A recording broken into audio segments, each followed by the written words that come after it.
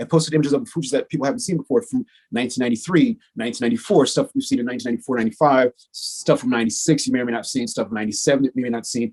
But it gives you like starting out to, right before or right after the success of the score and like what happens to an artist when you sell 18 million copies, something changes. Like you can see the difference in, for example, the shot that I posted of the Fugees last night, it's them at a table, and it was holiday 1994. So they had just finished all the recording of the score. They finished more or less the packaging because February 13th of 95 is when the score came out.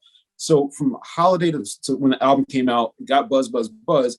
I remember probably sometime in summer is when the album was really doing good. I photographed them at the Apollo Theater. You could see even then, like, the success is slowly really starting to kick in. But then I remember by the time they did the Killing Me Softly video in, I think that was late 95 or early 90s, late 95, because I remember having not seen them almost a whole year and then seeing them again, or let's say 6 months I didn't see them and seeing them on the video set of Killing Me Softly. I remember going there and I just remember like something has changed. Like I was sad personally because I felt the change in the group. Like I saw their dynamic has changed because success was really building in and something was going on, something has changed. Like, yeah, we were still cool, but the energy, you saw the energy was different. And then by the time the Killing Me Softly video, actually I may have taken one or two pictures of the Killing Me Softly video, but it was such a moment where I was just like, I don't really want to be here anymore. I'm good with this. Like it was sad. Yeah.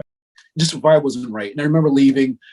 And then I remember, let's say 4 months later, Clef was working on his first album, The Carnival. And I remember going in the studio while I was working, and it just was perfect. I was just taking stuff of him working in the studio. And again, because of my relationship with him, like the images show, like I'm sort of like a fly on the wall. That level of comfort where he can sit with his acoustic guitar and like really work, to capture the sounds, or whether he's playing the bass for himself or playing the keyboards. Like he's a very talented musician. Like he plays, I don't know how many instruments, but another thing about him, he speaks 5 languages that nobody knows. 5 languages. That's how smart he is. Never knew that. He's so smart.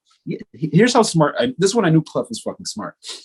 In 1994, again, when we were at his house preparing for his wedding, like this is pre-wedding, we were talking, and he had just come back from like a bunch of tour dates or whatever, and we were sitting in his living room on the coffee table. He's telling me about the wedding and this and that, and I remember I'm looking at this thing. I'm like, and I didn't understand what this piece of paper I was looking at, and it was a bond. Like he understood finance, so he's been investing in bonds since 1994, and he's explained to me about high finance, and I barely saved money, you know what I mean, back then. But he was already that far advanced in high finance where he was already buying bonds. Like, yeah, his first album didn't do that well, but he's doing shows and he's taking his money, he's taking care of his family, and he's reinvesting it in bonds.